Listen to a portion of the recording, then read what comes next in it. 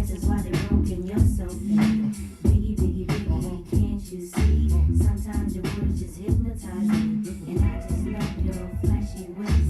Guess that's why they broken you're so fake. I put O-N-Y onto DKNY. Miami, DC, prefer Versace.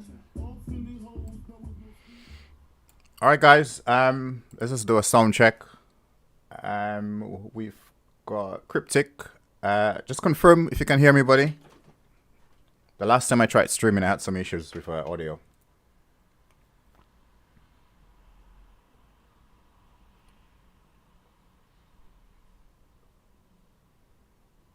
Good. Thank you. All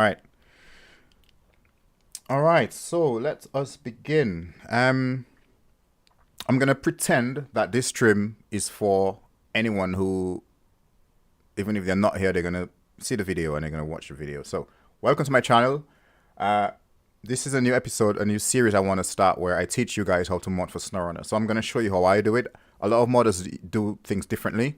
So there are some things you might see me do and you might question, why am I doing it? Because that's the way I do it. I'm self-taught. So a lot of the stuff I do is trial and error. So, okay. The model I'm going to be doing is the 2021 Forerunner. And I've already acquired the model. If anyone wants to learn and they haven't got a model, contact me directly. I have got rights to certain models that I can share out. But the model I've got right now, I don't have the license to share it out, so I can't give it out. But I do have other models. Also, it doesn't matter what model you have. The steps I'm going to show you guys could apply to any model. All right, so in the last session, I covered the software you're going to need, but I'm going to go over it again. You're going to need Blender 2.9. I'll put the links in the description of the video for the software. But you're going to need Blender 2.9. You're going to need GIMP and Notepad++. Those are the three free software that you're going to need. I do use Substance Painter for texture creation. I recommend, if you are serious about making good textures or getting into the hobby of game development or animation or whatever, you subscribe to that software, or you can acquire that software by other means. But I do pay for Adobe Substance Painter, and I would recommend you guys. It's industry standard, so I recommend you guys use it. So first, we're going to open up Blender. Blender is a very complicated software. If you're new to it, there's so many different things you could do. You could do animation, you could do modeling, but with any software, 80% of the time you're only going to use 20% of the software. So the 80-20 rule applies to Blender. I only know how to use a very small section of Blender for creating mods. I did mess around with animation at one point, but it's not really my thing. So I'm going to show you guys how to set the scene up. There are certain things you're going to need for modding for SnowRunner, and I'm going to show you guys how to do that. So the first thing you want to do is go over to the right corner in Scene Properties and make sure your unit scale is 0.01. What that means is 1 centimeter in the scene will represent 1 meter in SnowRunner. You could have it at 1:1, but I prefer use 0.01 because it's just easier to handle. And then make sure your unit or system is on metric. For those Americans who don't like using metric, make sure it's set to that. So those are the only two things you need to change over here in the unit scale. The scene properties. Another thing you want to do is go over to Edit Preferences, and under Interface, come down to the status bar and make sure you've got the scene statistics checked. That will show you the amount of vertices and polygons on the scene or mesh that you've selected. That's important because when you're loading up models in SnowRunner, there's a limit to the amount of polygons in a model or a mesh, and you want to make sure you're within that limit, or else the mod will crash and it won't load up. You can also come down here to the overlays and turn on statistics. Now, if I turn that off, you will see over here on the left corner, the statistics disappeared. I can turn that on again and you can see it appear. Now, if I create a shape, like a cube, it will show me that in this scene, there are 8 vertices, 12 edges. If I click on it and go into edit mode, it will show the same stats. So that's important. So you need to have that up there. And yeah, you need to make sure you have the tools menu. There should be a little pop-up on the side where you could like hide that menu. I'm not sure the default look. I've customized my Blender look, but there should be a tools and a view. I've been using this for quite some time, so I'm not sure if I added those myself. But I know this one is custom to Farming Simulator, because I've been modding for Farming Simulator as well. So this is a custom tab for Farming Simulator. And I believe this is another custom tab. But at least you should have tools, view, tools and view. These two are very important.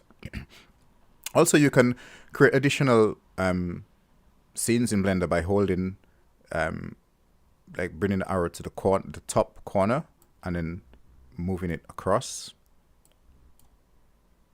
or down, and you can create other scenes. You're gonna need to do that at some point. And how do you get rid of this? I don't need this one right now. I believe there is a way to just get rid of it. But we're gonna need that for having a UV editor screen over here, or you could have it like set like this. But you want to have a modeling screen and a UV editing screen. But I don't need this one right now, and I just created it. To get rid of it, you just have to right click in the corner and join areas. So I want this little scene up here, so I'm going to create it right now by dragging it down. And then I'm going to now create my UV editing. I like it in the corner up here, so I could come here and select UV editor. So this will allow you to see your UV meshes when you unwrap them. Now, once you've gone ahead and you've done that, what you want to do is go over to File, Default, and click on Save Startup File. So what that will do, the next time you come over to Blender and start it up, everything will have been saved for SnowRunner modding. Also, I believe when you open up Blender for the first time, you will see a camera, a light source, and a mesh, like a cube. You obviously need to delete that. And then once you save it, every time you open up Blender, it will open up into this setting, so you won't have to do any of the things I mentioned. Okay, now I've already acquired my model, so I'm going to go ahead. I've got it in a separate Blender file. I'm going to go ahead and copy it into this scene.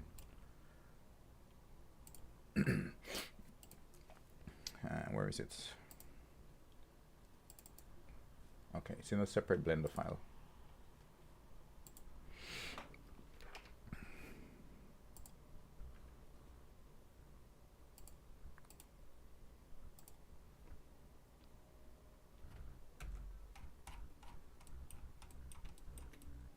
So this is the model right here that we're going to be working with.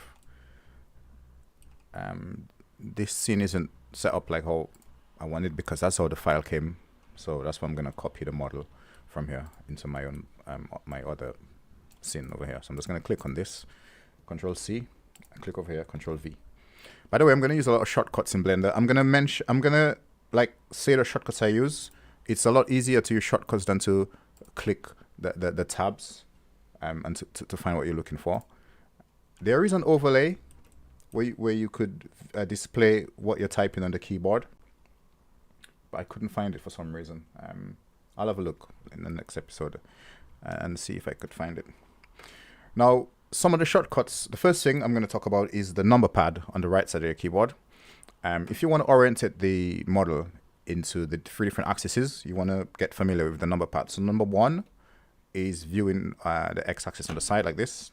Number 3 is from the front, and number 7 is from on top. And all the keys in between, like 2, 5, 6, 4, 9, 8. you can orient the model. It's really quick to be able to view the model from the front with just one tap, and from the side with one tap. Or you can hold on the middle, the roller pad on your mouse, and you can maneuver around the model like this. You roll the mouse wheel to zoom in and out, and if you hold Shift and you click on the mouse wheel, you can pan the model. So you can pan, roll around, look underneath, roll up, yeah, whatever, orient it. Okay. Right now this model is way out of scale, because when I go into like this other view I can't see it. We're gonna sort this out right now. So I'm gonna bring up my tab on the side mentioned earlier, and I'm gonna click on view. Also make sure your view, the clip height is at 0.01, and the focal point, the focal length is 50 millimeters, and the end is 100. That helps in how the model is displayed on screen when you zoom in and out of it. All right, so the first thing, the very first thing you want to do after you've loaded the model in is make sure the model is at the right scale. I don't think this one is, and you want to find the dimensions of the vehicle, and you want to make sure that the model fits into those dimensions. So normally what I do is I would go onto I would just go into Google, and I would Google information I want to get. So the dimensions of the truck, basically. So this is a 2021 4Runner dimensions, and I would just search for that. So here we have that. Oh, this is in inches. Don't like inches. Down here we have it in inches. So this got to be correct, isn't it? All right. Okay. So there's a range of dimensions. Okay, so we have 190.2 to 191.3 for the length. Width is 75.8 by 75.1, and the height is 75.09 inches. Oh, why couldn't it just be in metric? Okay, we're gonna have to convert this.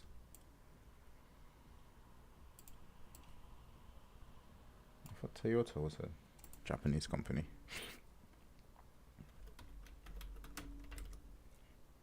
All right, we're gonna have to convert this. So I'm gonna go for 191. I'm gonna go for the length of 191. So 191 inches is 485 centimeters.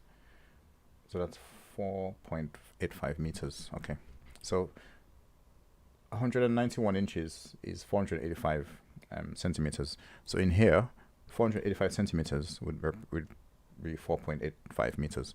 So we're gonna draw a cube. Shift and A, draw a cube. We're gonna create a cube. So Shift and A is to add the shortcut to add this panel, and then you can add a mesh. So we're gonna go over and select cube. And if I click on the cube over here in the dimensions, it should show me over here on tool item, it should show me the dimensions of the cube. So that's 200 centimeters. I want it to be 485, and the height on Google is 79 inches. So I'm just gonna convert that. 79 inches is 200 centimeters. So that's already the height on our z-axis here, and the width, according to Google, is 75 inches or 71, which is dependent on the variant, I suppose. I'm just gonna go for 75. That's 190. So on the y-axis, I'm gonna type in 190, and our vehicle should basically fit in this. So I'm going to go into X-ray mode. X-ray mode is Alt and Z on the keyboard, or you can click this little toggle here, but Alt and Z, and then I can click on the with looking at it from the orientation of the left, pressing 1 on the keyboard. I can click on the mesh, the cube, go into edit mode, and just press G to move, and Z on the Z axis, and I can drag it up. And ideally, the vehicle should fit in this cuboid. That would indicate to us that it's the right size. Now Google was quite accurate, and whoever designed this model did it properly. It looks like it fits. So we are good. I'm gonna delete this cube now. Just click on it and hit delete. All right, now let's start dissecting the model. So over here, tab, scene collection tab, we're going to start breaking the model up. Okay. Now the easiest way to do it is first check to see whatever model you've got. See if there's different. Go down onto the materials tab, the material properties, and you will see the sort of materials used in the model. So basically, every item, every mesh here has a material assigned to it. That's whoever designed it, if they've added material, that is. Some of them don't, and then they've been joined together to form one model. But this is actually several different materials combined together. So easy way of separating them is checking to see if there's different types, and if there is, then this method will work. So what you do, you go into edit mode by clicking on the model and hitting the tab key, and then you want to press P to open up the separation tab and separate by material.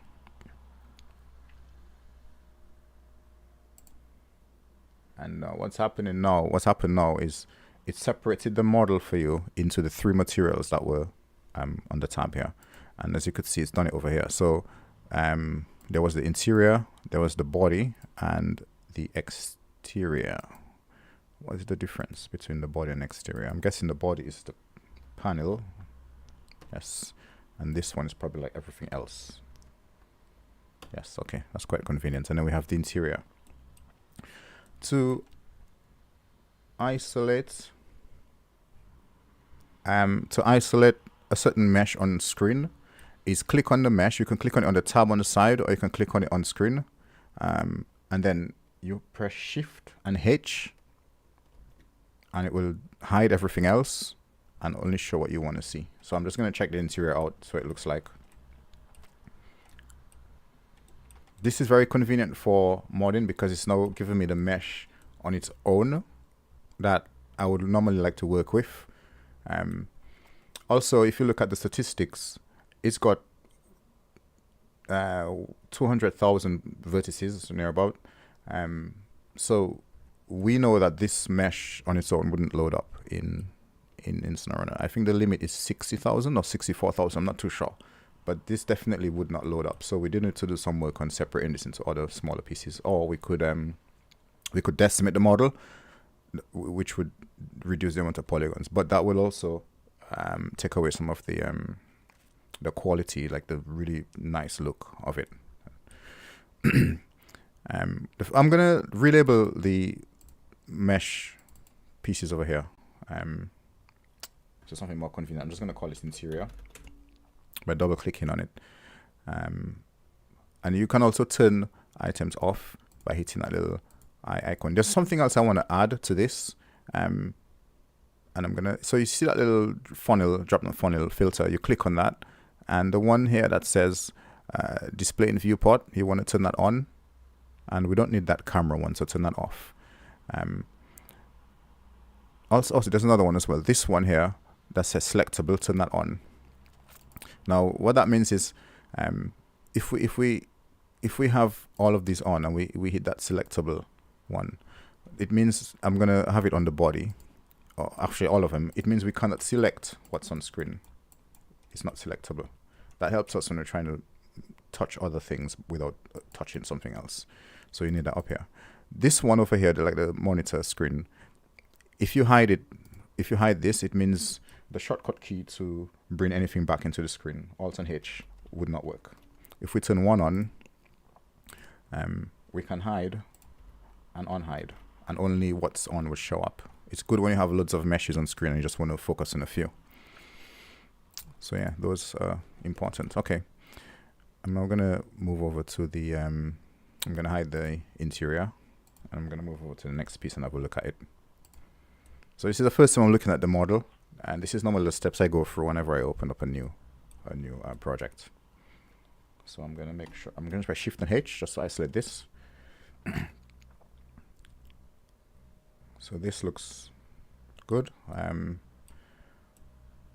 looking to see if the exterior. So this is something I would like to have on its own, because normally if you're trying to like add any unique color or decals, you want to work with just the body of the truck on its own. Like imagine like the bit you would paint in a garage. You want to have that on its own. So that's quite good. I might separate this further, maybe removing the back bumper or something. I don't know, or the fenders here. But apart from that, it's good. It's still over the limit. So that model do need to either be decimated or be separated, and I'll show you guys how to do that. And then we have the last piece. Oh, let me rename this. I'm going to call this bit body, and we've got this bit here. So this is 670,000 edges. So whichever value is higher, that's basically what you go for. And so obviously this mod is going to be for PC and console. So I have to consider removing the branding on here. And okay, so everything looks good. Everything looks good and nice. I like the way it's separated it. We have the roof rack on here. I wouldn't load that up with the model. I would consider that an add-on. So those are the things I'd remove. Now that we have different things, we have tires in here as well. We don't really need the tire in this scene, and you only need one. We're going to talk about creating folders in our scene collection tab. So the first folder I'm going to create is, I'm going to call it a main. I'm going to call it a main. So it's going to be the one that we're actually doing our work. So I'm going to call it MAIN. Oh, can't spell. And I'm going to create another one. I'm going to call it add-ons. I'm going to create another one. And I'm going to, I created this one inside of that one. You can create folders inside of folders. You right click at the top and create new collection. And I'm going to call this one wheels. Just call it wheels. Okay. Now I'm going to click on these three meshes and I'm going to drag it into main. So now I've got main here. I can turn that off and on if I want to. I'm going to go into edit mode now whilst I'm in main on the exterior. And I'm going to remove one of the tires from this scene. Hang on, let me just isolate it. So Shift and H is to isolate. I'm going to press tab, I'm going to edit mode. And I'm going to remove this entire wheel. Now the way to select a mesh once you're in edit mode is to hover above the wheel and hit L. L is like a link. It would link anything that are connected. So something I forgot to mention is over here on the left side, when I go into edit mode, I'm in faces mode. You can go to edge mode or vertex mode, or you can do it by pressing 1 to go into vertex mode, 2 for edge, and 3 for faces. So right now it's grabbed all the faces of the tire, which is not ideal because, oops, undo this. I want to grab the whole thing. If I press G, you could see it just moves this bit. So I want to grab, I'm going to go into X-ray mode. I'm going to press Alt and Z, and I'm going to hold Shift, and I'm going to just try grab as much of this as I can without grabbing the bits at the back. It's quite tricky to do actually.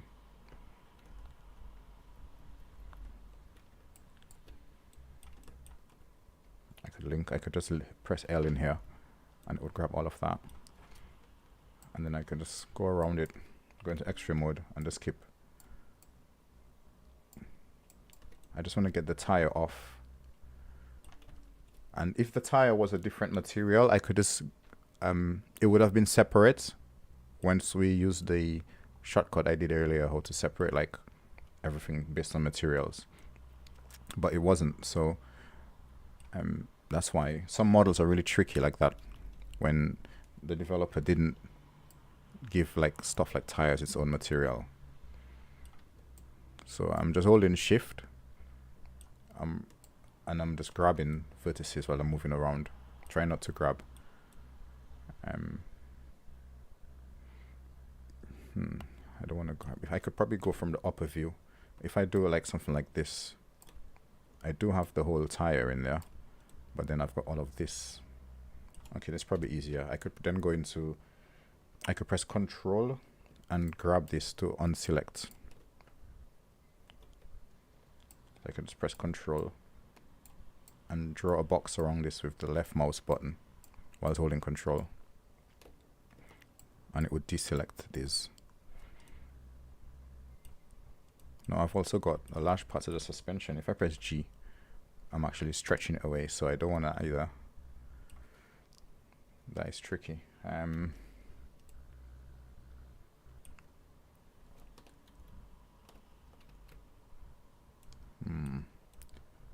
I could come in here and I could deselect these if I get in the right angle. Come closer. Okay, I'm going to X-ray mode. Oh shit. What did I do?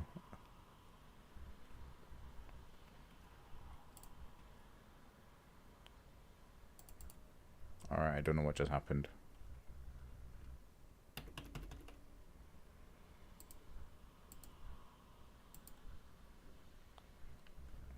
I can't come out of edit mode.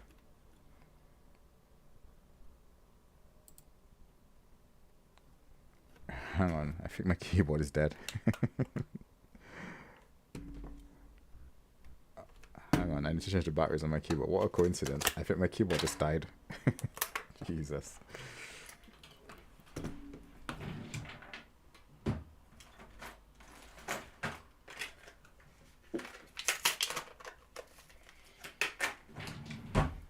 Yeah, my keyboard just died on me.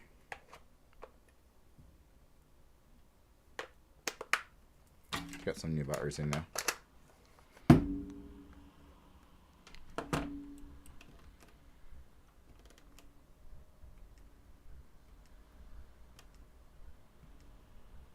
I'm just undoing my back step. Okay, Control Z to undo. Yeah, my keyboard just died on me.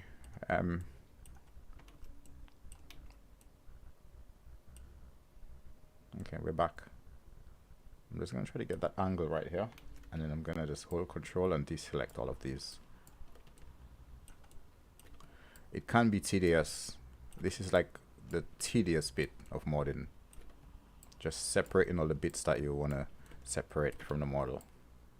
On average, I spend about 40 to 50 hours on a good mod. So if this is something you want to get involved in and you want to do it properly, it's going to take some time. And you need a lot of patience. You need to make sure you're enjoying what you're doing, which is mostly the reason why I'm doing it. Alright, I'm just going to deselect a few more.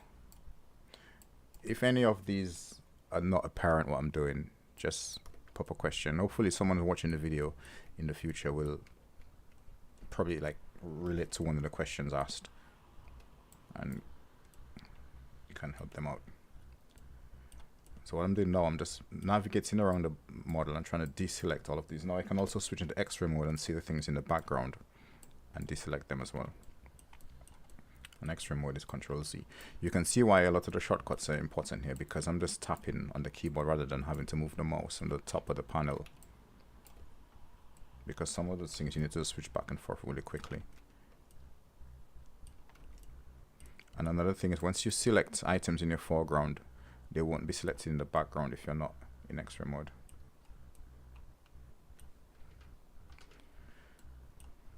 I've never had this much trouble getting the tire off a model. Normally tire is is going to on material, so it comes off in the separation shortcut.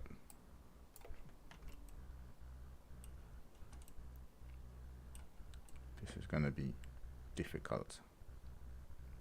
Okay, I've got an idea. What I'm going to do here,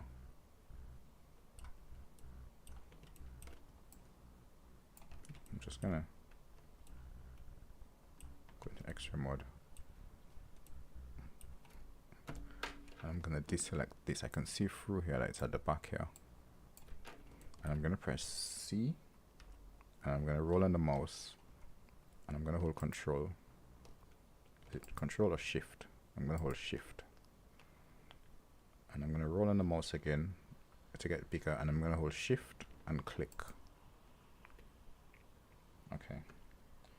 And I'm going to press Escape. And now I'm going to hit L just on these bits here. So I pretty much press G to pull away. Okay, so I'm going to press P now, and I'm going to separate by selection. And now I've got the tire separate. I'm going to click on the tire and press H for hide. And now I've got this bit to get rid of now. And this is going to be easier. This is going to be a lot easier. So we're going to click on it, enter edit mode. And just hover to the edge of it and press L. And it will link everything that we want to link. Just hover above it and hit L. You could switch to faces mode, and it will link all the faces. Like you press 3 on the keyboard, you could go to faces mode. Now we're gonna pull away and press G to see if this pulls everything away. See what gets left behind. I want to make sure I grab everything. Still quite a bit of stuff here. I'm gonna go upside down. I'm gonna hold Shift, and I'm gonna draw a box around this bit. Okay, move that away. There's something here that hasn't been grabbed right there. Okay, and I know I've got something at the top as well. I'm just gonna negate that. Press P, separate by selection. Come out of edit mode. Come out of extra mode. Press Alt and H to bring everything back in. I'm gonna click on the rim bits. Make sure I've got that. I'm gonna hold Shift and click on the tire, and then press Control J to join it. Now, if I press G, you can see I've got the wheel off. I'm just gonna rename it over here, wheel or tire, whatever, and I'm gonna click on it and drag it into the folder I created for wheels, and I'm gonna turn that folder off. Okay, and I can see some bits are floating about here. That's probably bits from the tire, I'm guessing. So I'm gonna have to grab that as well. So let's link it. P, separate by selection, and it's now separate. So if I click on this, press G, it's just this. I'm gonna bring the wheel back in, and I'm gonna hold Shift, click on the wheel, Control J to join, and then I'm gonna turn it off. So that's gone now. The rest of these can be deleted. We don't need it. We only need one mesh of a tire. It's going to be really tedious getting rid of it, but we don't really need it. I'll do that off screen, but ideally you want to delete this. You only need one model of a tire. All right, so let's start working with the model. So once you've got the model you basically what you want to do is separate the model into bite-sized pieces that the game can handle. I'm gonna start with I'm gonna pick one. So I'm gonna pick the body, and I'm gonna permanently turn all of the rest off, and I'm just gonna work with the body. Now what I'm looking for in the selection over here is pieces that SnowRunner can load up. Okay, now this would be ideal if it was 60,000 edges or vertices, but it's not, because that's too many polygons for the game to load up. No, obviously you know what a polygon is. It's one of those shapes here. So we need to make sure we're within the range. Now, one of the things you could do, well, there's a few things you could do, a few tricks you could do to get this to work. I'm going to show you guys one way, okay? So you want one way is you could decimate the model. So what that means is you go over to the spanner symbol, which is a modifier properties. You click on that. You go to add a modifier, and then you could click on the decimate modifier. Now over here you can choose the mode unsubdivide or collapse. If you go to unsubdivide, it will basically try to, as it suggests, unsubdivide the polygons. So where a shape is made of 4 polygons, it would reduce it to 2, for instance. But you have to click the iteration. So if I add 1 iteration, you could see now it's gone down to, if I turn this off, we have 146,000 edges. If I turn it on with 1 iteration, it's now going to 81,000 edges. But you could see how the model looks a bit broken. We could carry on removing polygons, and it's now 55,000. This would load up in SnowRunner just fine at this stage. But what happens is sometimes it destroys the model and makes the model look deformed. I'm going to show you guys an example of this. I'm going to just duplicate this by pressing Shift and D and then turning off the original copy. So now we have 2 bodies here. We have 2. I'm going to turn off the original and I'm going to work with this one. So if I apply the decimation by hitting down and hitting apply, this is what it would look like now. It's a bit broken, in my opinion, and it is limited the amount of polygons, but it will definitely load in SnowRunner. So this model on its own as it is now, you would need to do some work on it. And one of the things you can do once you've decimated the model is go into edit mode, make sure all the vertices and faces are selected. So click away, you press A, everything's selected, edit mode. You could click on the mesh up here and then click on normal, average, face area, and it will try to like make sure all the faces, all the edges are like merged, like folded over to make sure the next face is in alignment, if that makes sense, to smooth everything out. As mentioned in smooth as well, you could right click on the model and hit shade smooth. Shade flat looks like this, shade smooth like that. So there's some other things you could do to try to make the model look nice. So this would be ideal, but I like to keep hey buddy, I'm good man, thanks for turning up to the stream. I like to keep everything really highly detailed. I like the model to look nice and crisp, so I don't like to decimate my models much. Now that's one way of decimating the model. I'm gonna delete this, go back to the original body. The other way, rather than unsubdividing, we can collapse. So you can select collapse. There's a ratio here, and that ratio is obviously from 1, how much you want to collapse. So 0.5 would be 50% collapse. We apply that, and you just have to keep an eye on the number here as you bring the ratio down. You could see how it's deforming the model. I don't like to use those. So that's one of the ways to reduce the polygons. Okay, if you're struggling with a model and you want to reduce the polygon count, that's one way you could decimate it. I'm going to show you the way that I do it. So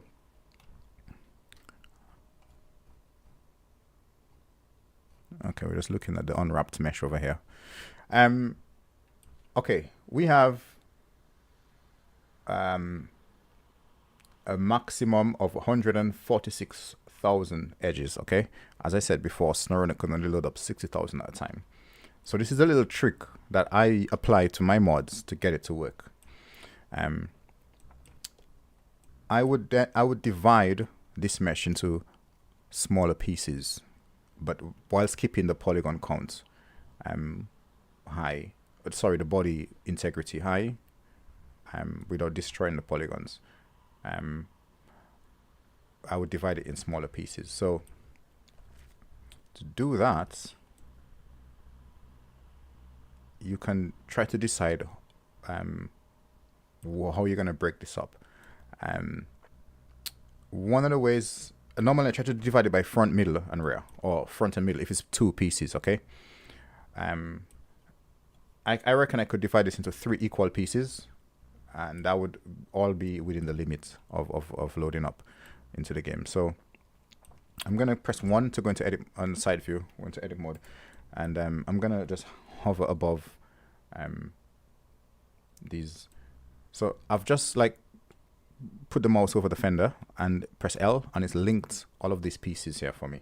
If I press G, I can move that away, and that's 55,000. On the top left, you could see up here, it's 55,000. That piece will load up. So I'm going to press P and separate this by selection. This is a really crude way of getting my mods to load up, but it does work. And then what's left behind is these pieces. Now that's 94,000. I could further separate that by probably, there are probably certain mod meshes in here that doesn't need to be high poly, like those little bits. Sometimes you could delete those from your mesh and it would help you, because that's not going to show up in game. So you could just delete that if you want. Certain things that are hidden from the player and they're really high. These are like bolts and nuts and those things. I'm just going around this model looking for different bits. Okay. So this piece right here can still be further separated. Now, I'm probably going to just grab, I'm going to X-ray mode. I'm going to grab everything here in the middle and see the count. It's 46,000 out of 94,000. So that's about half. I'm going to press P to separate selection. And over here now we now have 3 pieces of our model. Now, you could actually load this in the game by having it in those pieces. I'm gonna show you guys how this works as well. So I could call it body 1, body 2, and body 3.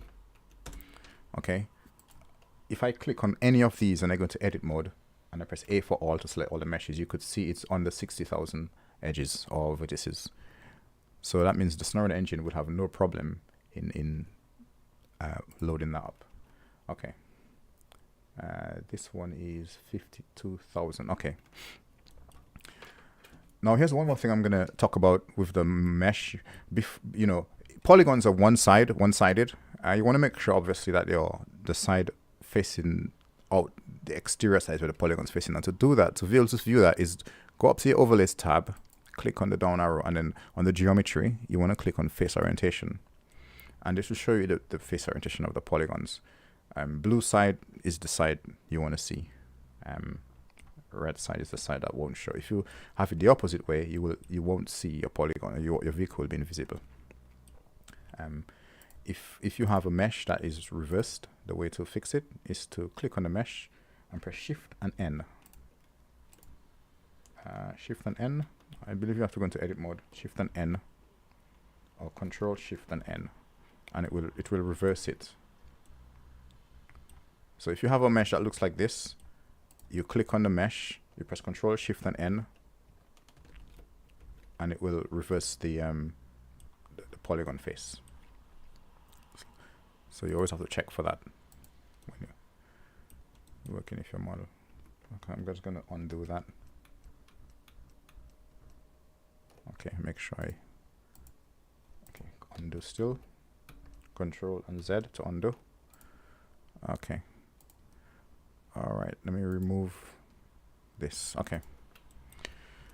All right, so now if you come over to the materials properties, whilst you have the mesh you want selected, you will see what material is in here. So this has body, which is what it came with. I'm gonna rename this to body underscore matte, and now all of the rest will have that body underscore matte in it. Now once you export this, if you export this to SnowRunner as it is, SnowRunner will not try to load up the mesh based on the piece of the mesh. It will try to load it. It will try to open it up based on the material. Now, what that means is it wouldn't look at every individual mesh and try to load it up. It will look for a type of material in the entire export, and it'll try to load that material up at the same time.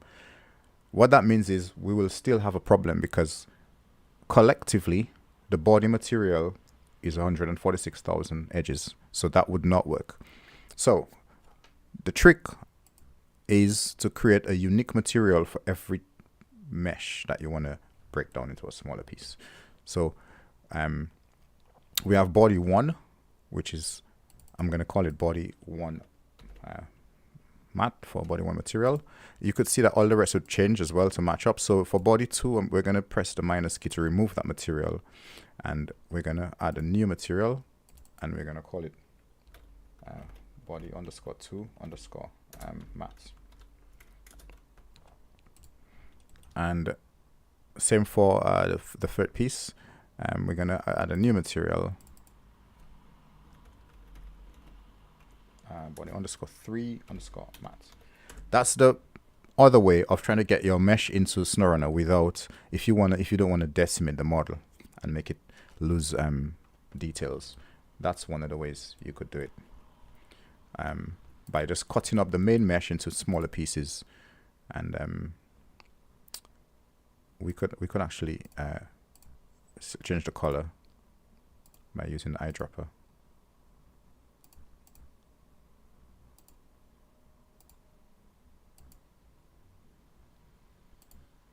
Why is it not viewing in the viewport? It should.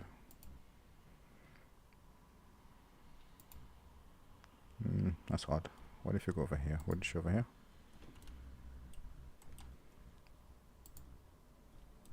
I would show over here, but not. That's weird. Okay. Doesn't matter. This doesn't matter.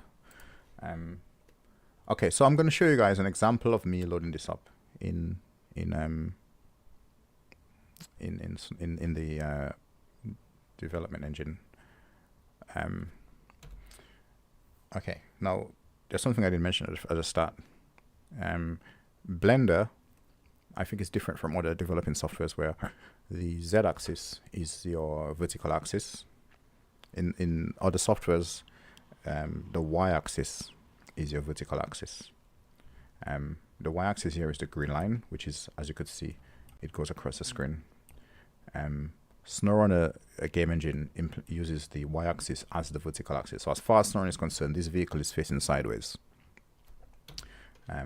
You need to make sure you have the correct rotation applied to your model. Hey DSP, what's up, man? Thanks for turning up. You need to make sure the right orientation is applied to your model. And to do that, you first want to make sure that your rotations over here in the right order. Oh, and your scale as well.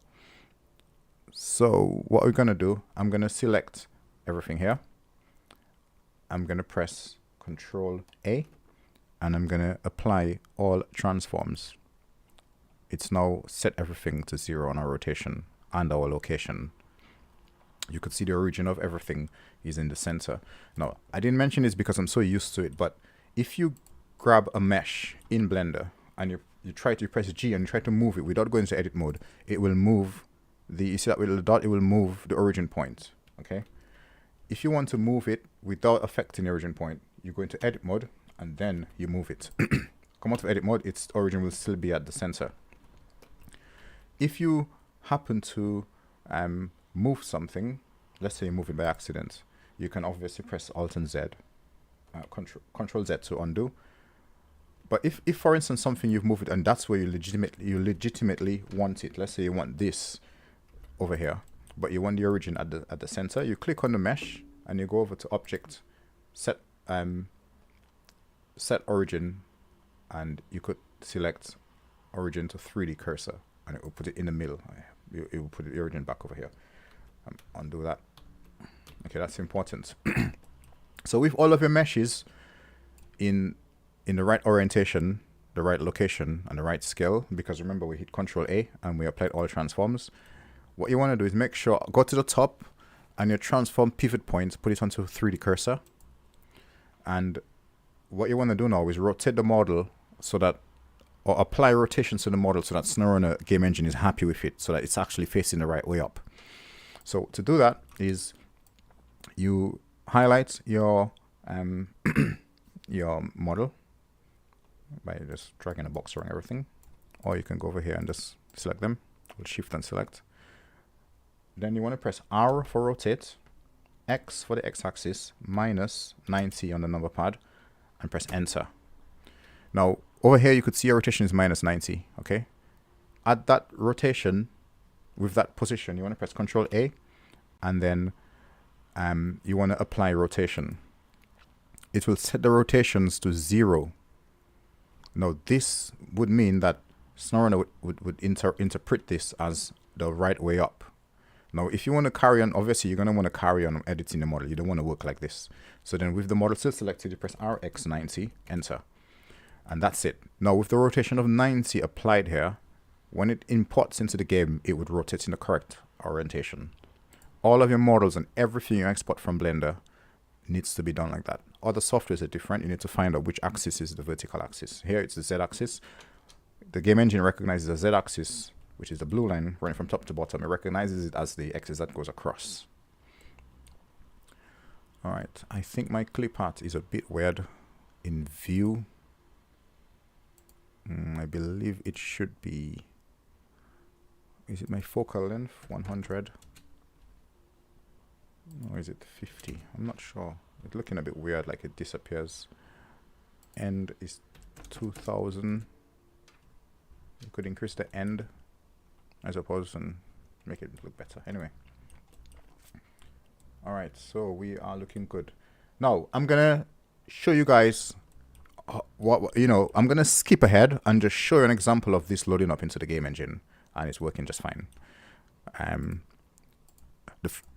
You want to make sure you have a unique material for each mesh. So I've got body 1, body 2, and body 3, and it's in the right orientation. We've just applied the rotations to it.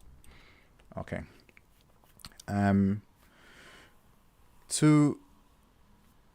Okay, so if you've installed SnowRunner, you would have access to the bin editor. But to find that, I'm going to show you guys where to find that. So wherever you've installed SnowRunner, for me, it's in my Epic Games folder library. You go to SnowRunner, ENUS, sources, and bin editor. And this is it right here, the SnowRunner editor. So I've created a shortcut of this on my tab down here, so I don't have to come here every time to find it. Okay, so that's the location of it. I'm going to open it up.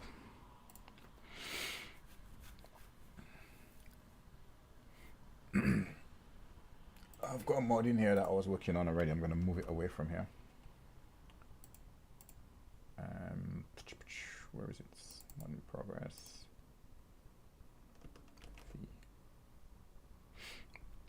Okay, so when you open up the bin editor, this is where you create maps for SnowRunner. This is ideally what you use to create all your maps and everything.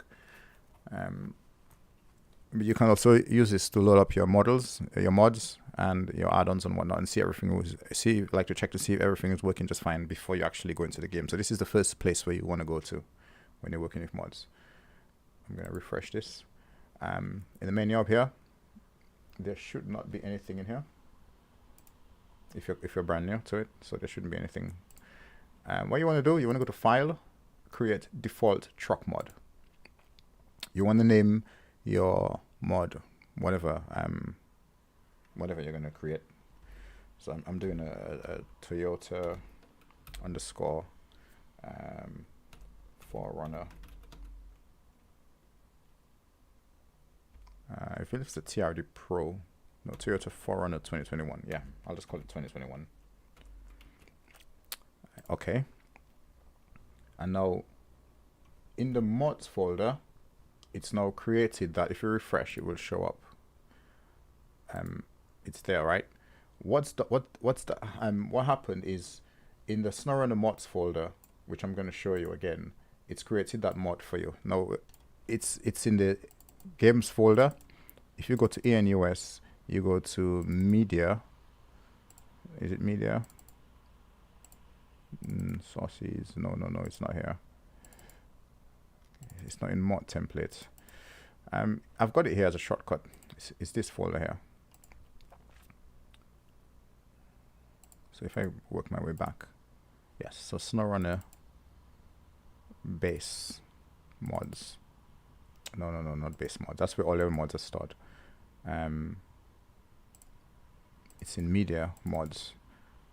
this is it. Okay, I always get it wrong, so I've added it to my quick select on my tab, but that's where it's SnowRunner media mods, and it will show up here. Okay, so let's have that open for a bit.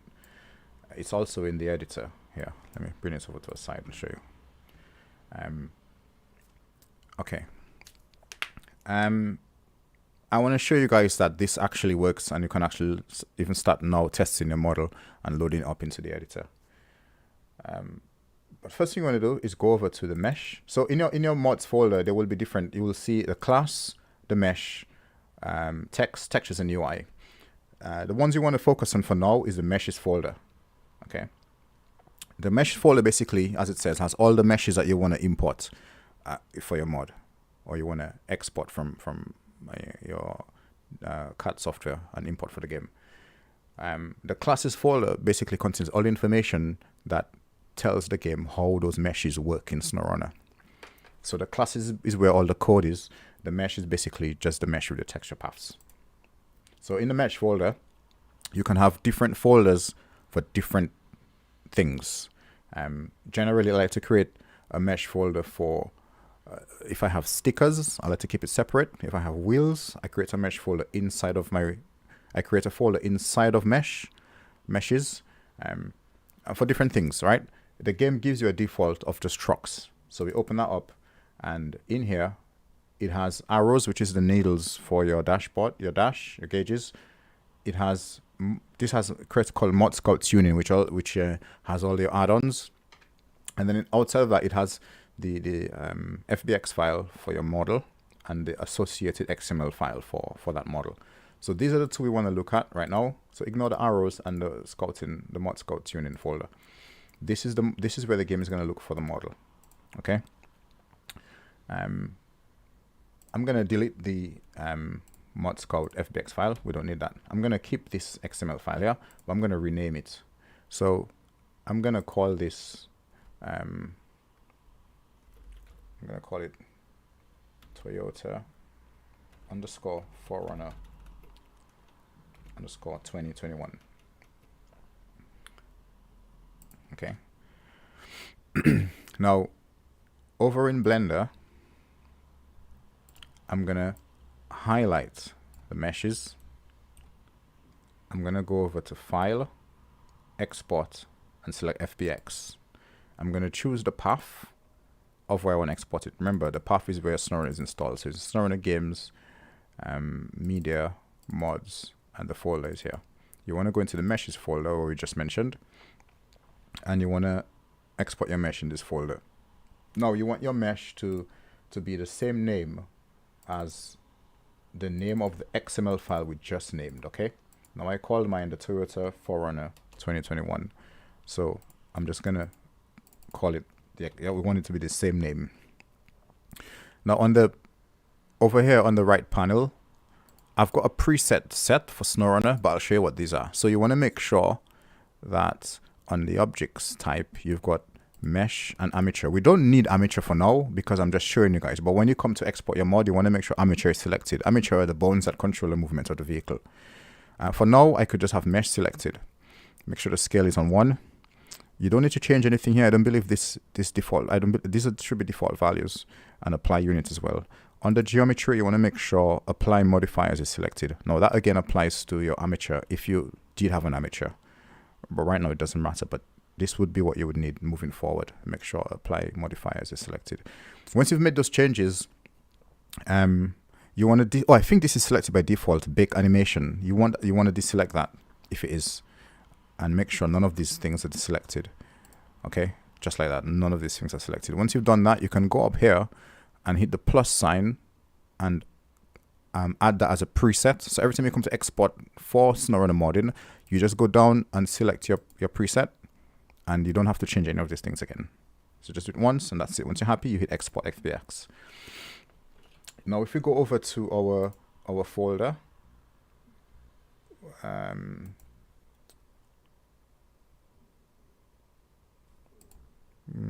it should be here. What did I do? Let me do it again. So file, export, FBX. It says it's here. Game, yeah, it shows up here.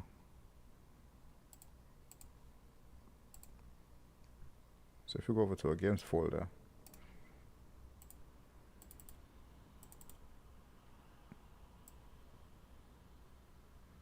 it's here. But weirdly enough,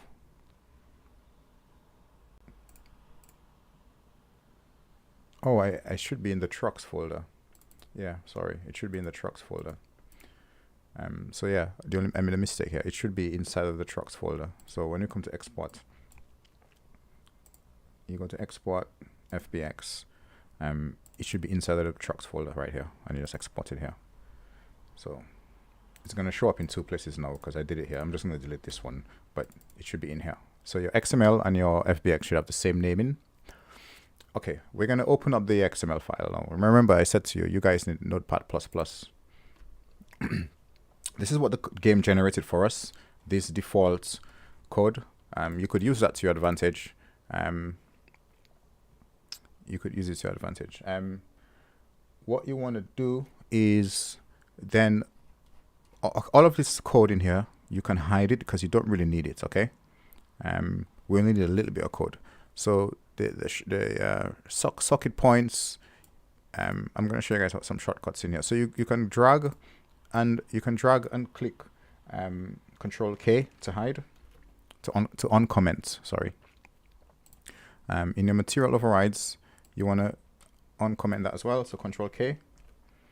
And all of your different materials are what the engine is going to be searching for to load up. Now remember, our materials over here is what we created. We've got 3 materials here, okay?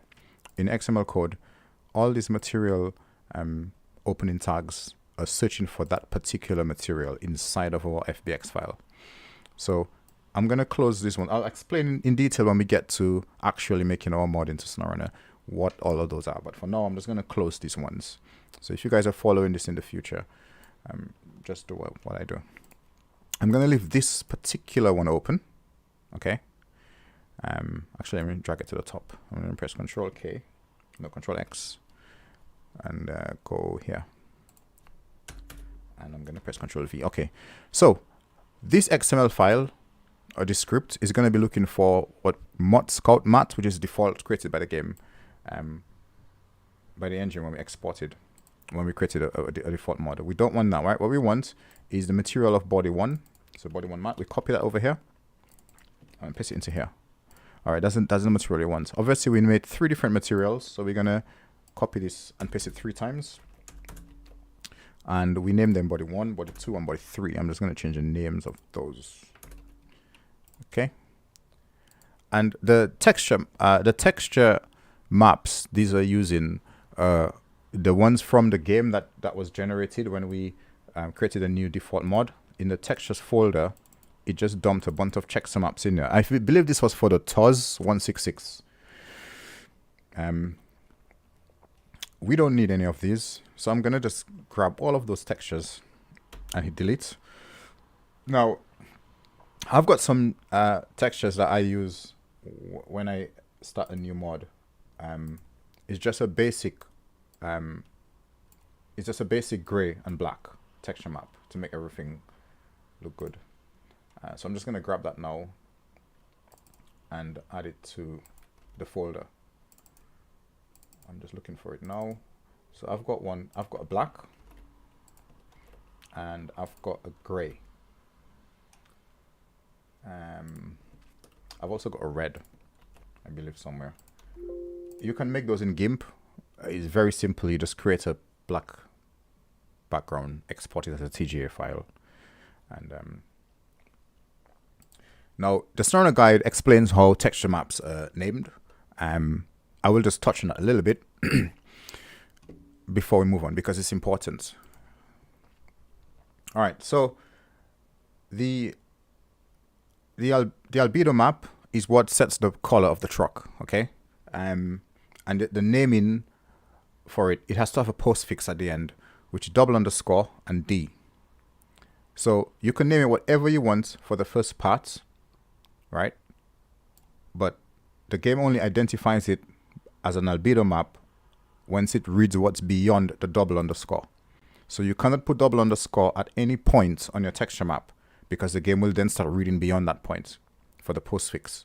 So the postfix is $_D for your albedo map. Your emissive map, which is what displays like a glow in the game. It allows things to light up. I can show an example of that actually.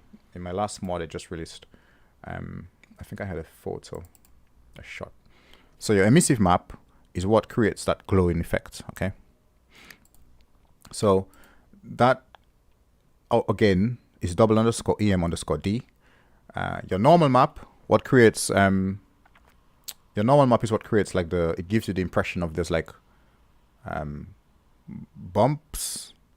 I use normal maps quite a lot when I want to cut back on polygons. I could show an example of that. Again, if you look at the writing Tacoma at the back of my TRD, my Tacoma, that's a texture. So it's a normal map applied there. That's not really there. It's not really in the polygon. It's just a normal map. So that's what gives it the bump here, and any other bumps and like not scratches really, but if you see like mud stuck to my truck and it looks like there's actual real mud there, I use a normal map for that. The number plate as well, it looks like it's popping out the numbers. That's a normal map. So so the normal map starts with $_again N_D, and the shading map is what determines how something like the metalness, the shine, and so on of your model. If you look at some mods on SnowRunner, they look like they look like mirrors. They're shiny. They got, I would say, in my opinion, a bad texture, a bad shading map. You really need to get your shading map proper. I'll show you guys how to make that as well in GIMP properly. Anyway, in our folder, as you could see, I only added a where is it? I only added a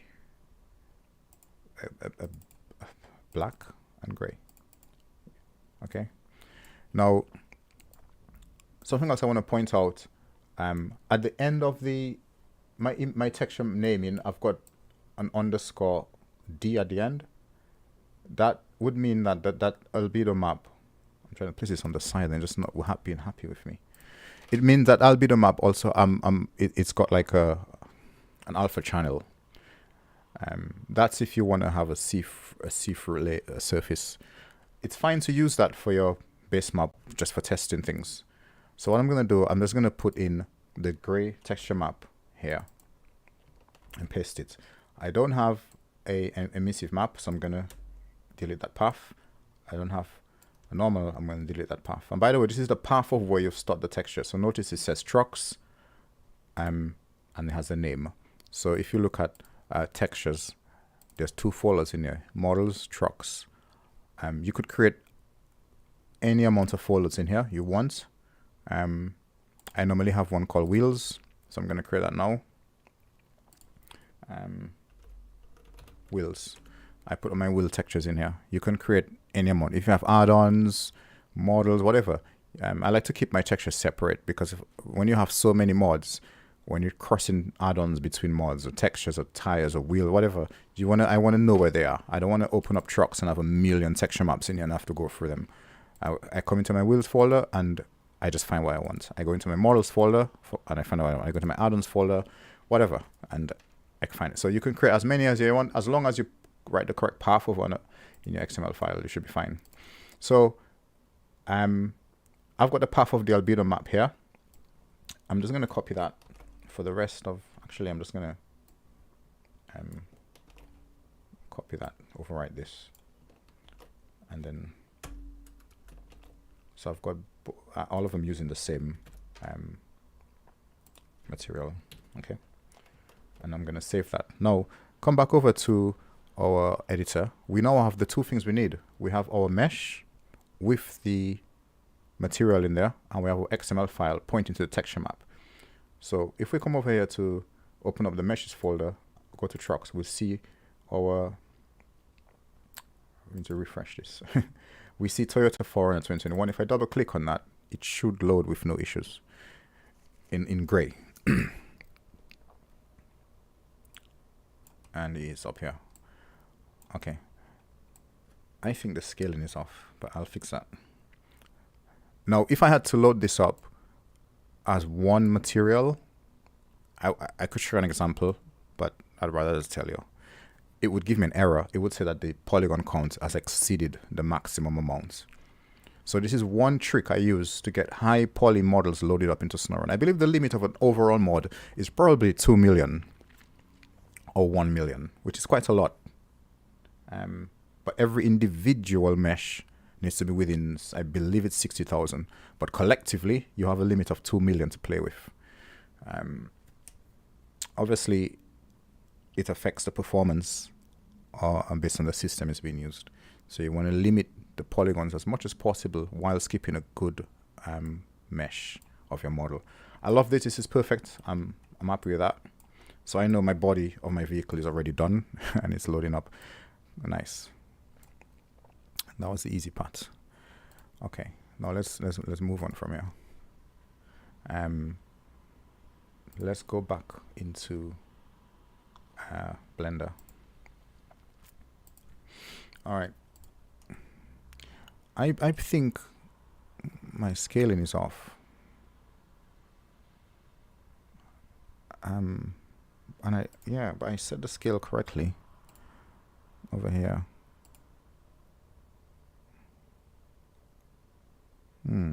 Very odd.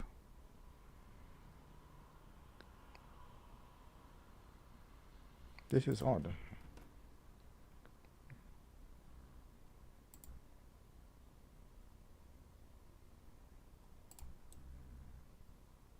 Yeah, something is not right.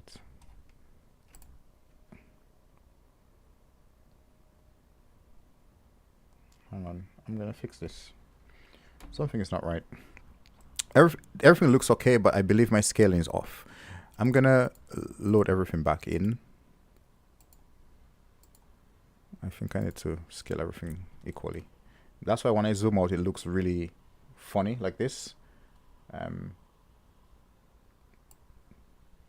Yeah, because something is off.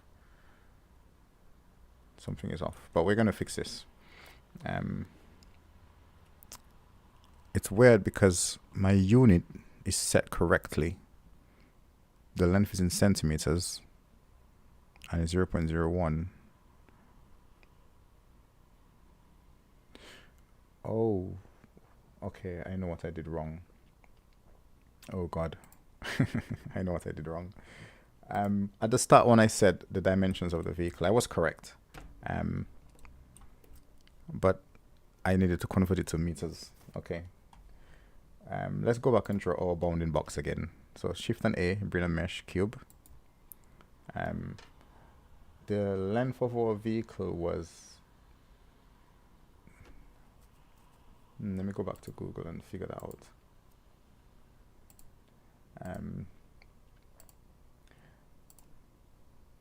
The length was 190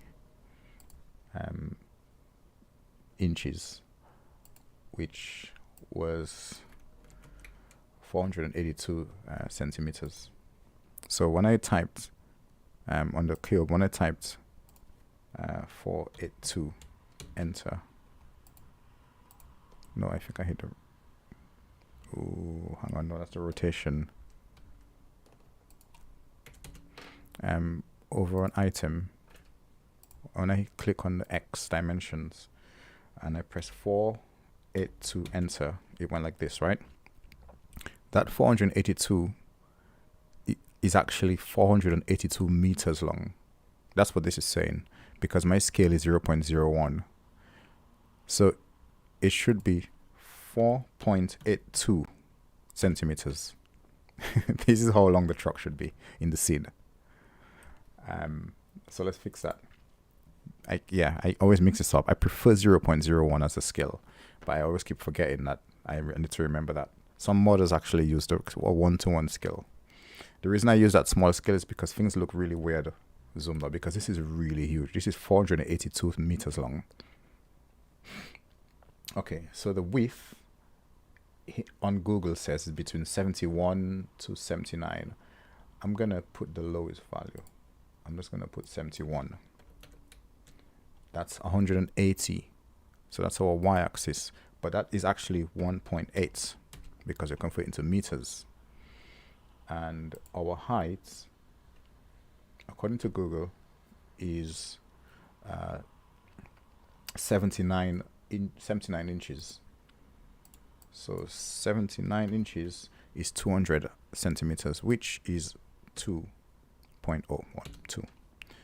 Okay, our truck needs to fit in that. All right, so we just grab everything on screen. All right, with the, notice I'm in the right orientation. I press 1, and I'm just gonna make sure that this is on 3D cursor. So it's gonna, or it's using that as a pivot point, and I'm gonna press S, and I'm just gonna scale it down. Keep zooming in and scaling it down. Okay, let me bring the cube up a bit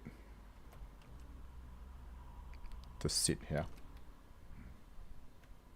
G and Z, and I'm gonna, with the cube selected, I'm gonna press Alt and I. No, I'm gonna press Control I to invert the selection, and I'm gonna press S, and I'm gonna hold Shift, and I'm gonna pull away slowly.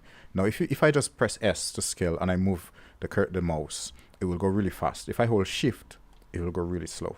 And I'm just gonna pull this away until the front ends and the back ends hit the edge of my shape. I'm gonna press 3, and now the width was between 70 something and 71 and 79. I went for the smallest size, but going by this, the length is pretty much there. So scale it up just to touch the edges. I'm happy with this. Okay, I'm gonna delete the shape. This is the shape we should have. This is why it was looking a bit blurry when I zoomed out, and my end was where it was 200. It should be 1000. Sorry, I said 2000. It should be here. Control S to save.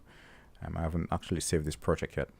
But whenever I create a new mod, I have a folder where I have mods in progress, and it's quite a long list. So I wanna save this. Actually, no.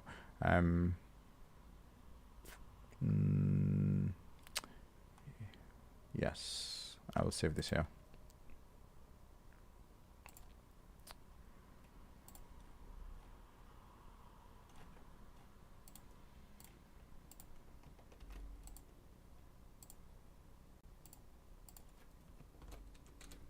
Okay, so I'm just gonna save this in that folder.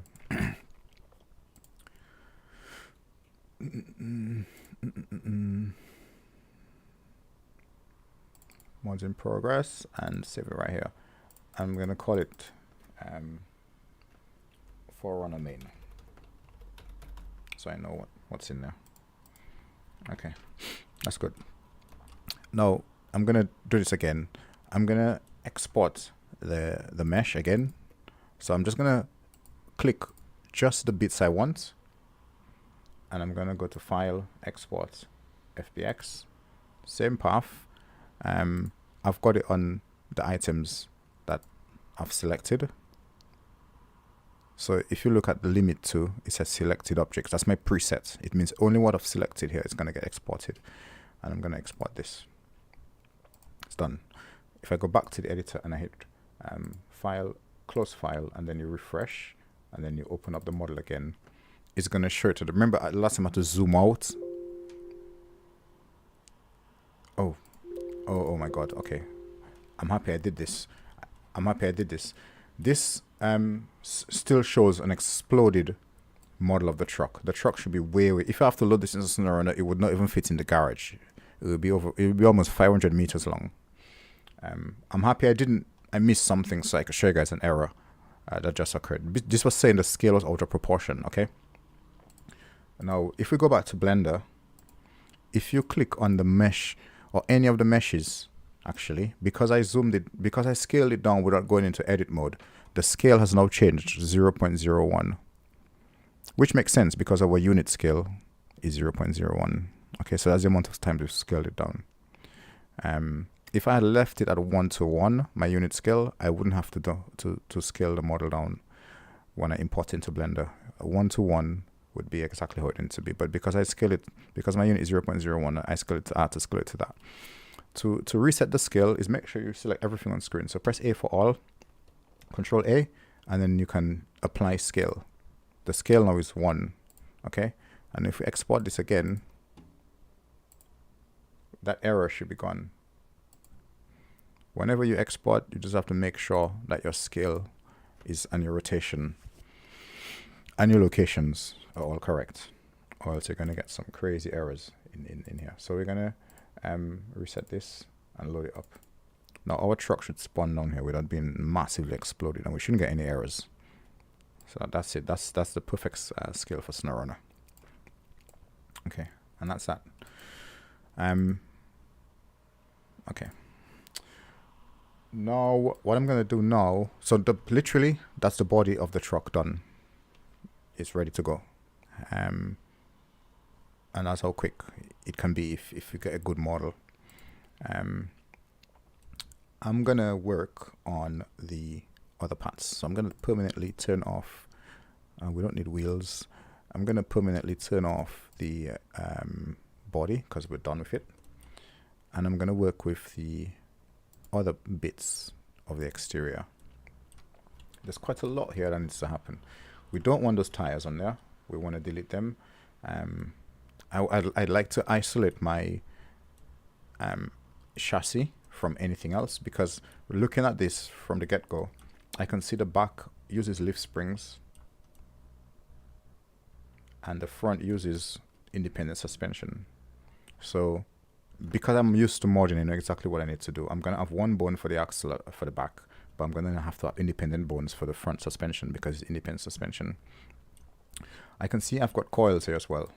Coils are very tricky to weight pins. I normally have to create my own coils in SnowRunner. I have to like model the coils myself and then weight pin them and then apply bones to them individually. So looking at that, I'm going to have a bone for the front suspension on this side. I'm going to have 2 bones to control the coils independently. And so this is not going to be a simple mod. There's going to be quite a lot of work. But that's good, because if you guys want to, this is like probably going to be one of the harder projects, basically. So yeah, so I'm just looking at that, looking at how I'm going to separate everything. From the get-go, I want the chassis, everything underneath, to be separate from everything on top. And we have an add-ons folder, so we're going to put that in here. So I'm going to press 1 for the side view. I'm going to go into edit mode. I'm going to go to X-ray mode by Control Z, Alt and Z. I'm going to hold Shift, and I'm just going to make sure I try to grab that. I think I'm grabbing the shark fin as well. If you grab something you don't want to grab, zoom in, Control, and create a bounding box around items you want to deselect.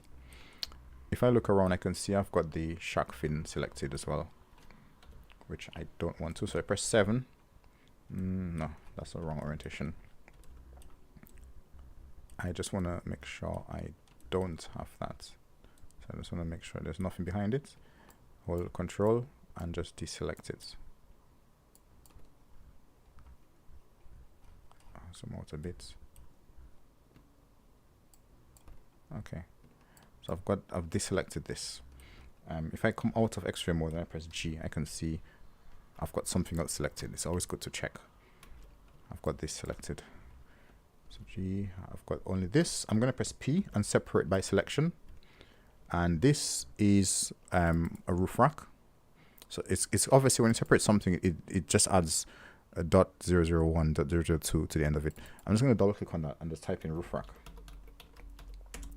And I'm going to drag this into the add-ons folder. Now my add-ons folder should be off, so that should go away.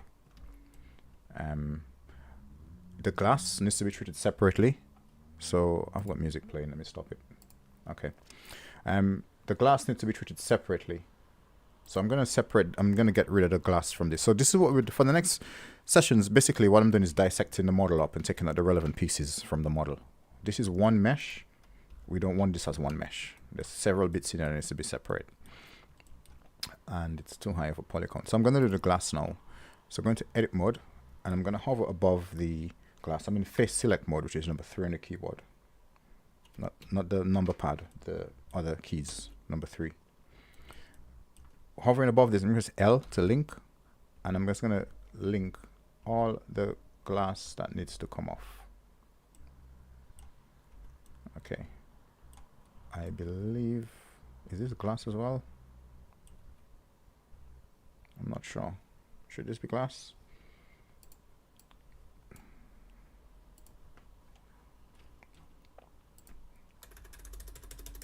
A lot of times if I don't know something, I just go to Google.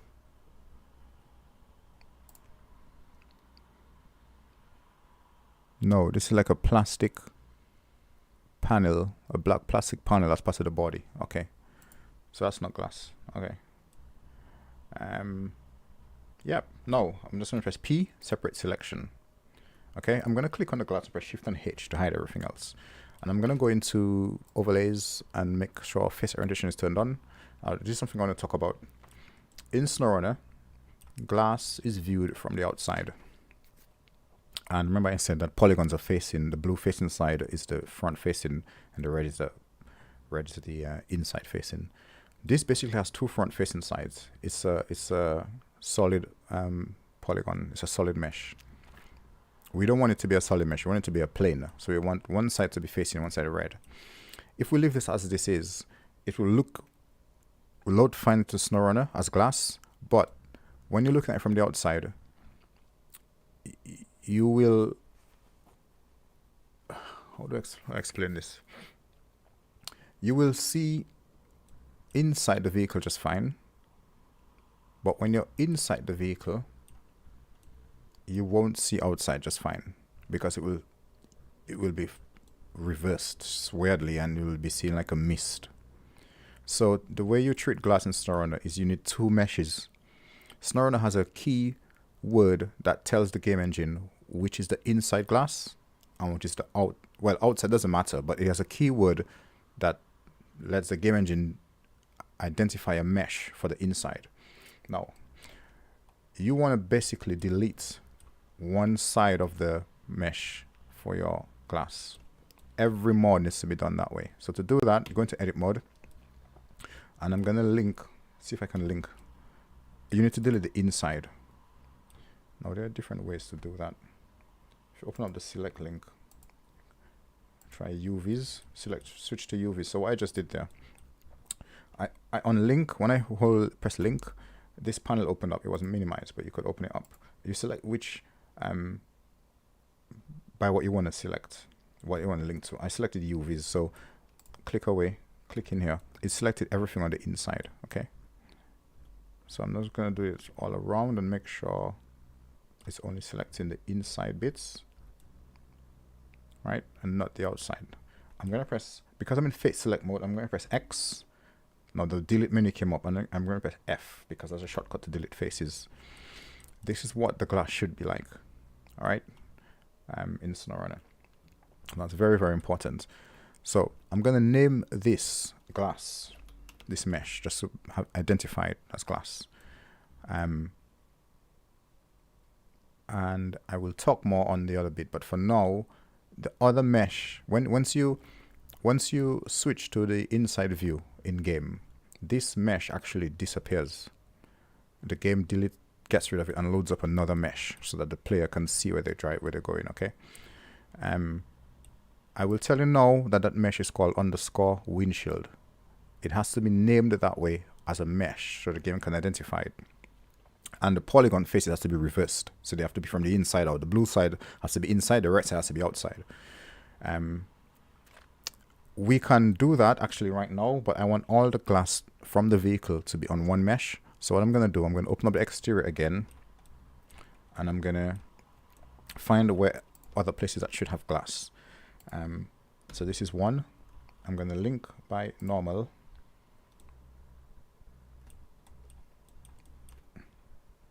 So the front, yeah, that should be glass. I believe that should be glass as well. And if I'm not sure about anything, how a truck looks when I'm modding it, I just go to Google and I just look for it. Some vehicles have like a glass light on the mirrors as well. So anywhere that's glass, I want to get rid of it and put it onto one mesh. Okay, so there's glass here and there's glass in the lighting. Okay. So let's go to the back. And I believe this is glass as well up here. And this. And I'm just going to press P to separate by selection. Now I'm going to click on this glass, press Shift and H to hide it. Just like everything, all the other glass pieces, it should only have one side. Okay, so I'm going to do the same thing for this. I'm going to link by UVs, and I'm going to delete the inside bit. An easy way of doing this is just do one side, delete the other side, and then mirror it across, which is a very quick way, rather than having to do both. But that's what I would have done if I was modding this outside of a tutorial. I would have just deleted half of what's across here and work with this side only, and then when I'm done, mirror it across. But for the purpose of this, I'll just do it the long way. But when you get used to Blender, you do things like that to save your time. So I'm going to press X and F. So what I meant is, like, I could just delete this, press X and F, grab this bit, separate it by selection, add a mirror to it over here, make the mirror on the y-axis, and then apply the mirror, and then it's both sides. That's what I would have done. But I'm going to do it the hard way, so I'm going to undo all of this. Yeah. What I just did as well works well if the vehicle is centered correctly, because the mirrors of the axis I chose, which was the y-axis. But once you become adept with Blender, you could start using all the shortcuts and little tricks to make work faster. Okay, so we are removing the inside facing glass. Like, once you select something, make sure you haven't selected the entire thing. I don't know why I just selected the whole thing. Okay, what I'm gonna do here is just zoom in close and manually have to select the inside because it doesn't want to link. Or what I could do as well, a trick, I'm going to edge mode, select this edge, press Ctrl E and mark sharp, and then when I come to link, I can select sharp and it will only select what's in here, and press X and F. It's another trick. So hold Alt and click on the edge, and then press Ctrl E and mark sharp. Then hover in the middle, press L, make sure it's on sharp, X and F.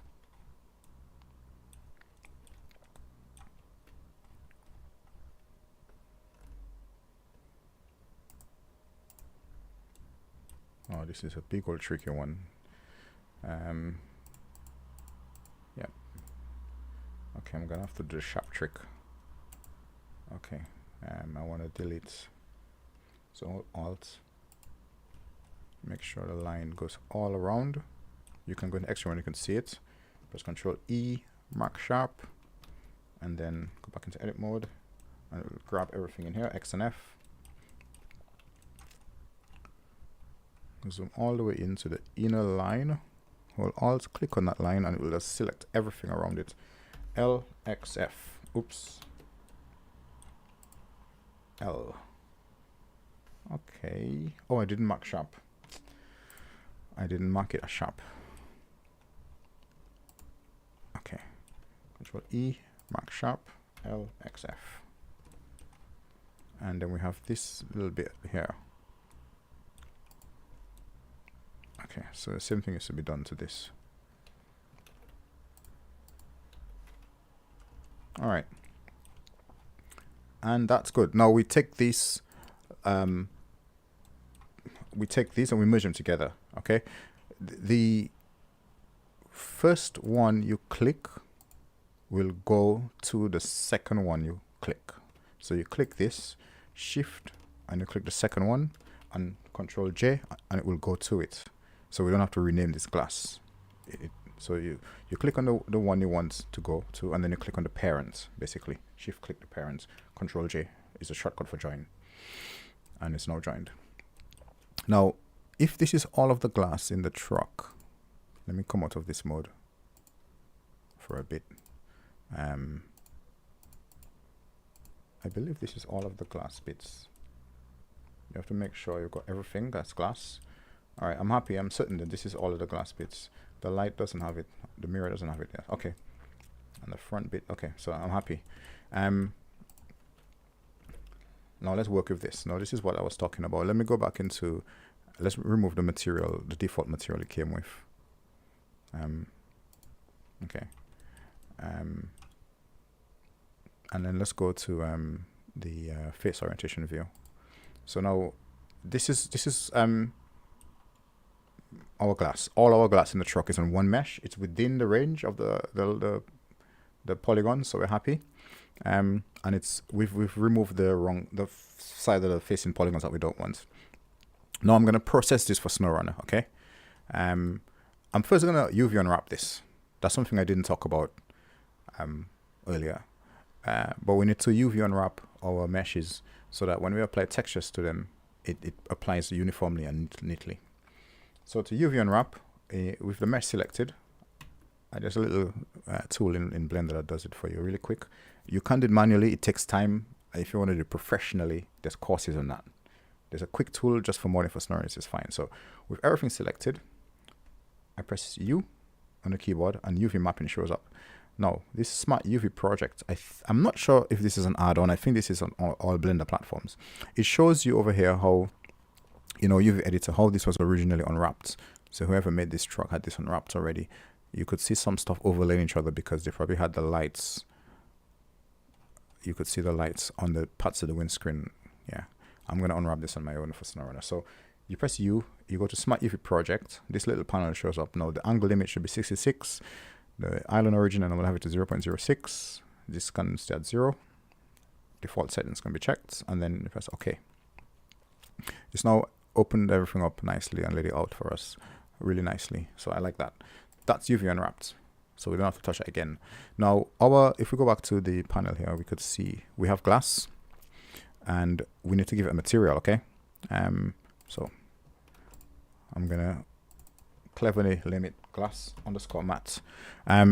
Now we're going to make the windshield mesh that loads up when you spawn into the truck.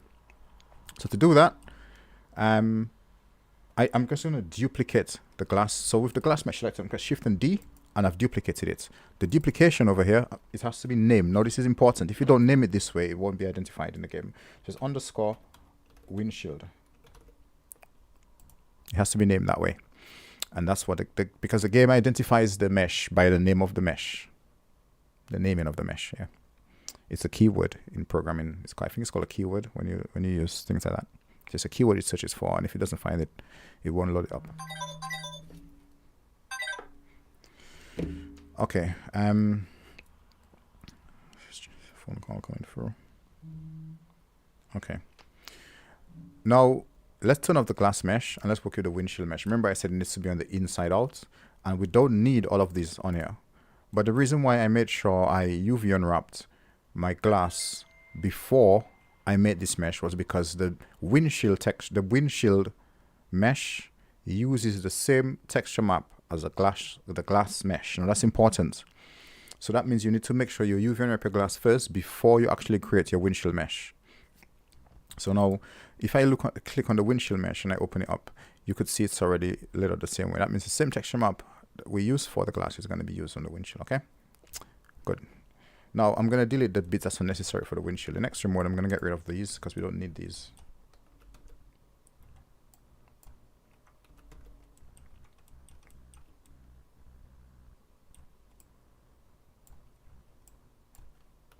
Okay. And we don't need that either for the light. Just the bits that the driver could see. The windshield. Okay. Come on to edit mode. Now we're gonna press A to make sure everything's selected. I'm gonna press Shift and N. No, Control Shift and N to reverse the polygon faces. And this is literally what we need. That's it. So just to go over this again, when you're outside the vehicle, you see this. When you spawn into the vehicle, you see this. And that's how SnowRunner solves their windshield issues. So now windshield is done. We can permanently turn that off. Glass is done. We can permanently turn that off. We don't have to touch those again. And our body is done already as well.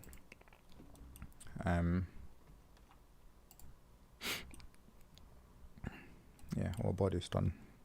So we don't need to worry about that either. Except for the UV unwrapping bits, which I didn't mention. I'm going to UV unwrap the body as well. So you select the whole thing together, and then you just do the same thing I just did to UV unwrap, and it should fill up this whole bit. Now, the more meshes you have together that you UV unwrap is going to affect the way if you want to create really good high resolution textures. Basically, the more meshes, the lower resolution your texture maps will be. So try to limit the amount you put together. I normally use add-ons, a bunch of add-ons together to save on RAM. But yeah, the more details you want, make sure that the less you unwrap together, basically. But that's looking good. We're good on that. So I'm going to permanently turn the body off because that's done. Let me go back and work on the exterior because there's loads of stuff we still need to get rid of on here or get off. Okay. All right, let's have a look. What is that?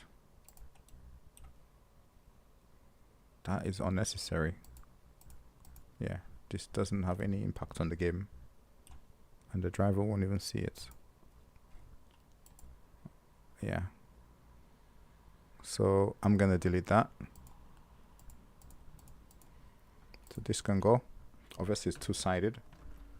So this can go. This is 3,000 polygons. Or 3,000 edges.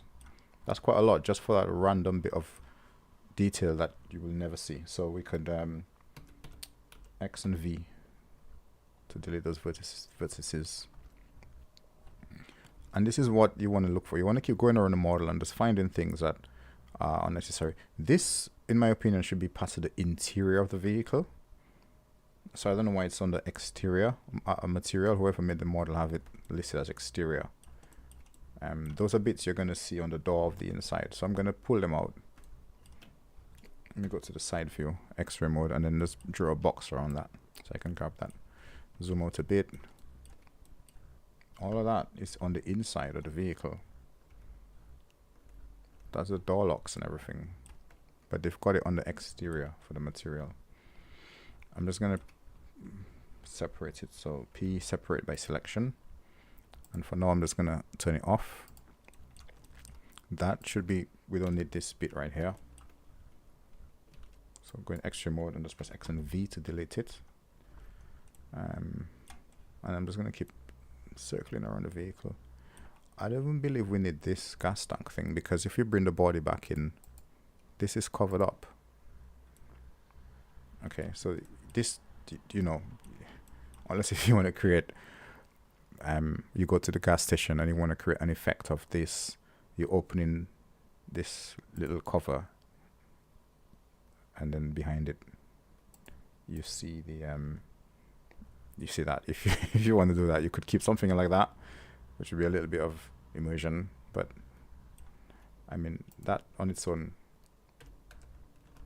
is 1,500 edges. That's quite a lot. I'm going to separate that. I'm just going to lock it off and hide it. Okay. What else am I looking for? Oh, the branding bits. Every bit that has branding elements on it. If I'm making a console mod, I normally try to pull them out as well, separate them. If it's a PC mod, I keep them as one mesh. So for this bit, I'm just going to press L to pull this off the back panel.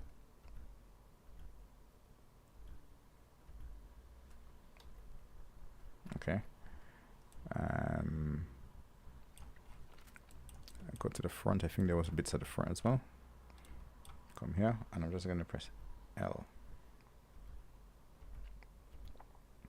And then press, I think I've got everything. There should be stuff on the side as well. Nope. How about this side? Okay, looks like okay. We've got all the branded bits. I'm gonna press P.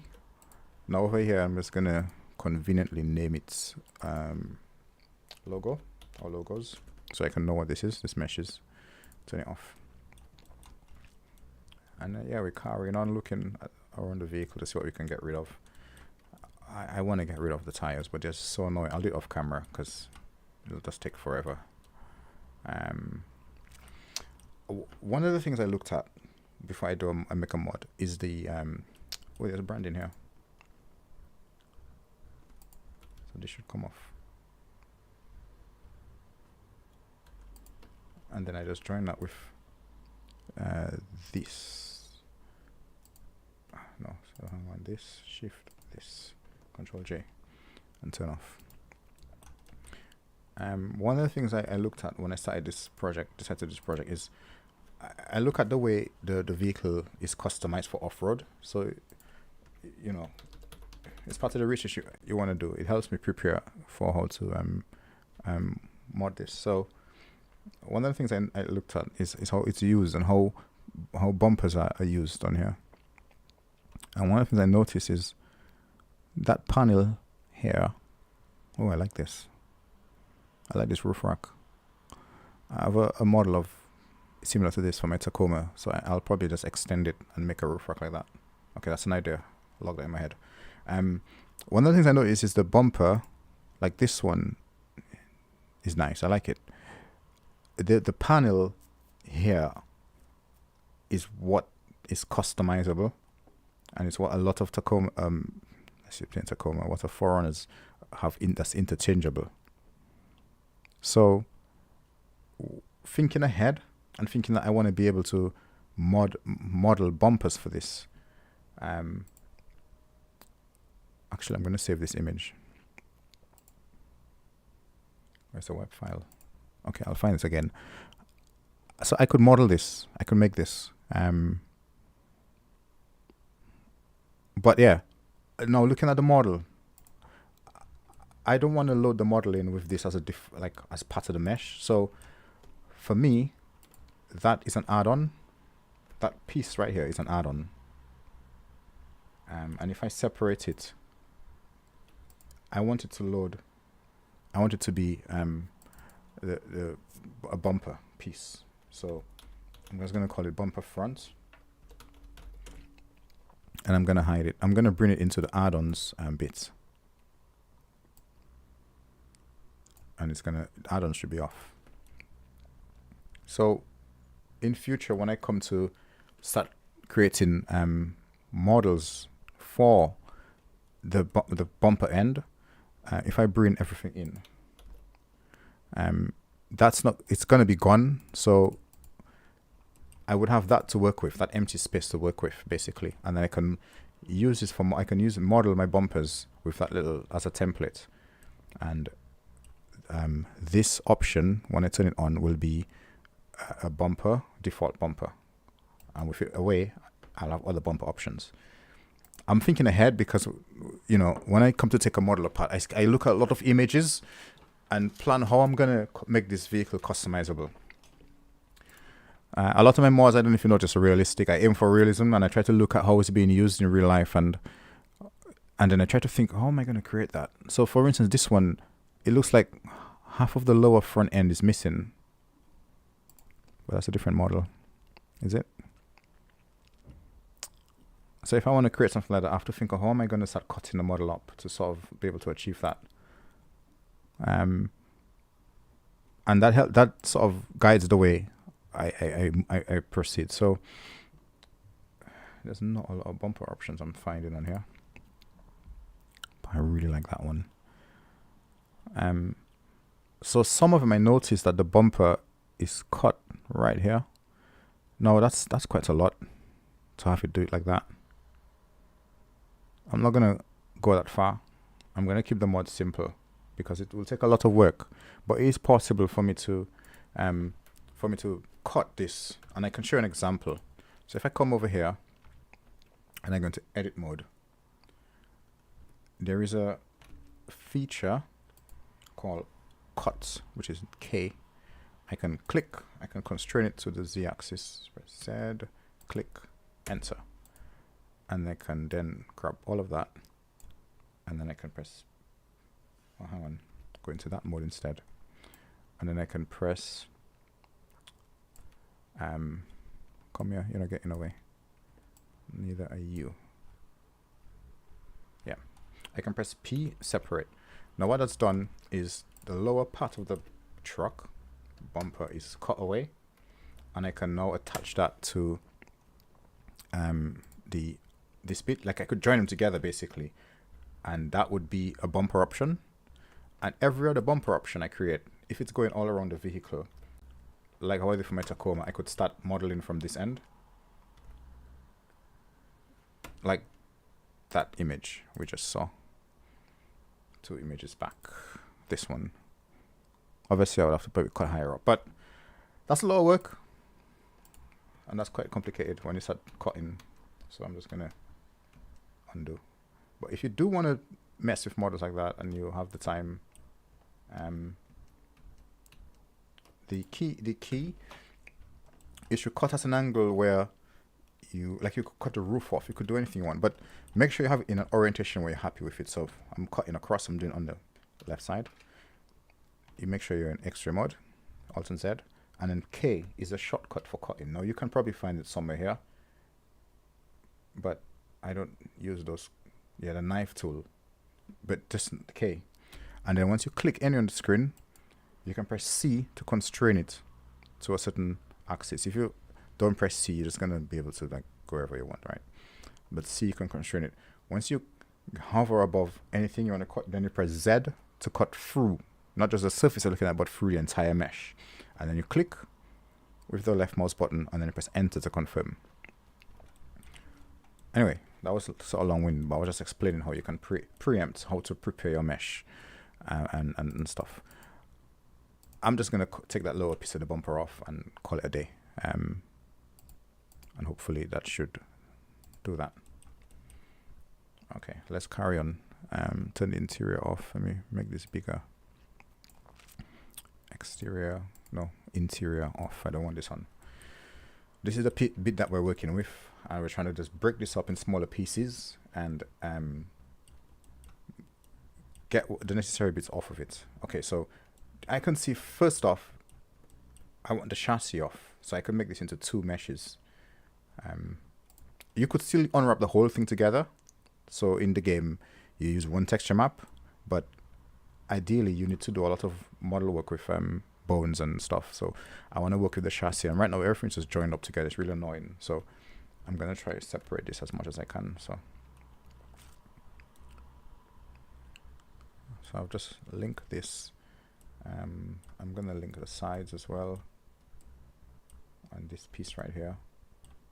And I'm keep looking around. Link this and this, and I'm gonna just press G and see what moves away. Nothing stretches. Okay, I'm happy with that. I'm gonna press P to separate that, and I'm gonna hide it. And now I'm getting somewhere. The front end, if I go to the side view, I can pretty much grab everything else here in X-ray mode. Grab all of that. Grab that little bit right here. All of this. And just have a look to see what moves away from here. P to select, to separate and hide that. And now we're getting to where I want. Engine's really weird. It's just a box with nothing in there. That's fine, as long as the blue bits on the outside and the red bits on the inside, we should be fine. What are these hanging out in the middle here? What's that? Just randomly sitting there.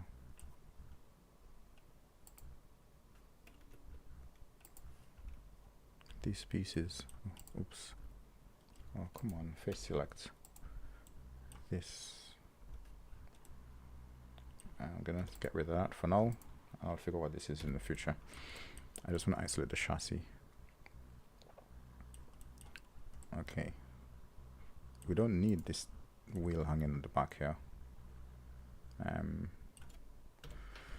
This is the part that takes the longest. It's preparing a model for SnowRunner, because this is not a game asset, but you're making it into one. So this is the bit that takes the longest, and because I've made quite a lot of mods, I'm planning ahead as well. Like I'm thinking of add-ons, how I'm going to create add-ons and so on. But right now I just want to isolate this from the truck so I can get rid of that tire at the back. It's easier to select the frame than the tire at the moment, because I'm just selecting these bits with the shortcut, the L shortcut. Okay, let me just move that away and see. Oops, did I hit G? Okay, so something is not linked here. G, yes. I'm gonna press H to hide whilst I'm in edit mode, and then I'm gonna press C and roll on the mouse key and just select